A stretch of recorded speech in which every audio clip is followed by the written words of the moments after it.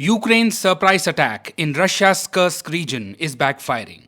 The gains on the battlefield boosted the morale of the Ukrainian people and troops, but it looks like that won't last long. Russia has begun counteroffensive actions, swiftly reclaiming control over its territory and destroying Ukrainian strongholds. What was considered a brave move and celebrated in Western circles is now being seen as a blunder, because Ukraine has failed in its objectives. It captured Russian territory with the aim of distracting Russia from advancing into its eastern region and slowing down the Russian advance in eastern Ukraine.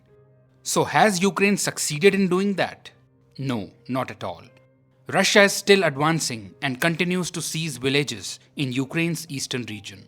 In fact, rather than slowing down, Russia has accelerated its pace of advance in eastern Ukraine. So the Ukrainian incursion into Kursk has failed to slow down Russian momentum. Not only is Russia continuing its offensive in eastern Ukraine, but it has also begun liberating its captured territory in Kursk. It is just a matter of time before Russia pushes Ukrainian forces back from its territory. All this is happening while Russia keeps its larger goal intact, which is to capture the Donbas region and create a strategic buffer zone to prevent NATO's further expansion toward Russia's borders. Capturing Russian territory was merely a symbolic victory for Ukraine. President Zelensky was fully aware that his forces would not be able to hold on to their gains for long. Eventually, they will be forced to retreat because Ukraine simply cannot keep sending reserve forces to Kursk, as that would weaken Ukrainian defenses in other strategic theaters where Russia is steadily advancing. The Ukrainian army is already stretched. There is a huge shortage of manpower, and Western allies are unable to meet Ukraine's demands for arms and ammunition despite Mr. Zelensky's repeated requests.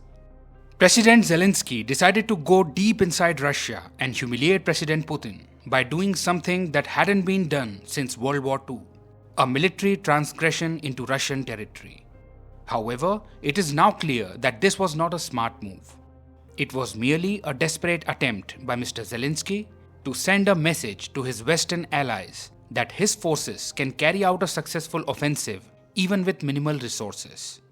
In a way, this was Mr. Zelensky telling his Western allies that their help will not go to waste and that Ukraine can change the game if Western aid continues to pour in.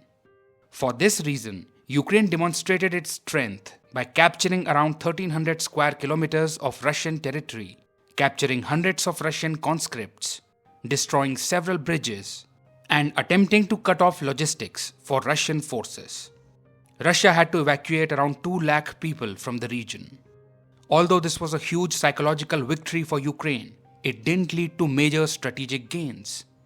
As I am recording this video, Russia has recaptured 10 villages, and Ukrainian forces are suffering heavy casualties. Ukrainian forces on the ground have admitted that the situation is not in their favor. Mr. Zelensky's gamble has backfired. Ukraine wanted to create a buffer zone inside Russia so that it could use it as a bargaining chip in future negotiations. President Zelensky believed that President Putin would be forced to trade Ukrainian territory captured by Russia for Russian territory captured by Ukraine. He thought that, for once, he would have the upper hand in the conflict, but he was mistaken. Russia still has the upper hand, and Ukraine continues to suffer losses and setbacks. Russia has an advantage in manpower, equipment, and ammunition, giving it a better chance of wearing down Ukraine.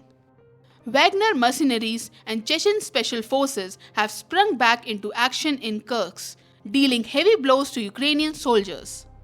Ukrainian soldiers are exhausted and operating in unfamiliar territory. They are already facing issues such as lack of local knowledge, navigation and communication problems, and difficult terrain. To add to their problems, Russia is fighting back, liberating its territories, and trying to cut off Ukraine's reserves, reinforcements, and logistical supplies coming to the Kursk region. Now we know that in war, it is crucial to ensure that troops are well equipped and receive resources such as food, ammunition, equipment, and medical supplies in a timely manner. Logistics play a critical role in war. Countries often aim to cut off enemy supply lines, as it is easier to defeat a poorly supplied military suffering from shortages. Therefore, Russia is trying to cut off logistical support to Ukrainian forces in Kursk. It appears that by focusing on minor gains, Ukraine is losing the larger game. Soon, Ukrainian troops will be forced to pull back from Kursk. What did they gain here? Nothing. The prisoners taken by the Ukrainian forces were Russian border guards, conscripts, and paramilitary units. Some of them have already been exchanged with Russia for Ukrainian prisoners of war. So after Russia recaptures its territory, Ukraine will be left with no territorial gain or prisoners to use as a bargaining chip. Moreover, Mr. Zelensky's decision to divert troops to Kursk has weakened Ukraine's defense in its eastern region. An experienced leader would have increased reinforcements in eastern Ukraine rather than opening a new front in Kursk. Ukraine's misadventure has proven to be very costly, helping Russia achieve its primary objective of capturing the Donbas region. Mr. Zelensky thought that Russia would divert its forces from eastern Ukraine to Kursk to repel the Ukrainian incursion, which would slow down Russia's offensive in Ukraine's strategically important industrial regions of Donetsk and Luhansk. However, President Zelensky was proven wrong. Russia did not slow down and continued to press in the Donbas region. Russian forces have now reached very close to Ukraine's Pokrovsk city in Donetsk province. This city is strategically important as it is situated at the crossroads of major road and rail networks. Because of this, it is crucial for the logistical support of Ukrainian forces. By cutting off crucial supply lines here, Russia can isolate Ukrainian troops in Donetsk, after which they will not be able to hold their ground against Russian advances. The fall of Pokrovsk has the potential to alter the course of the conflict. So don't you think it would have been wiser if Mr. Zelensky had focused on defending Pokrovsk instead of diverting some of his best troops and advanced equipment to Kursk? Wouldn't it be too heavy a price to lose your most critical front line in the eastern region for a temporary morale boost? Now, Mr. Zelensky is left with weakened defenses in Donetsk and Kharkiv, worsened manpower shortages, a failed operation in Kursk, and waning support from his Western allies. Meanwhile, Russia continues to focus on Donetsk, consolidating gains in eastern Ukraine. Mr. Zelensky's miscalculation in Kursk has significantly strengthened the Russian position and paved the way for further advances into Ukrainian territory. Some analysts are calling it a Russian trap. Their theory is that Russia deliberately left loopholes, luring Ukraine to exploit them. Ukraine fell into this trap and diverted its troops to invade Kursk, leaving other Ukrainian theaters deprived of soldiers. All this time, Ukraine was under the false notion that it had achieved a decisive breakthrough by capturing Russian territory.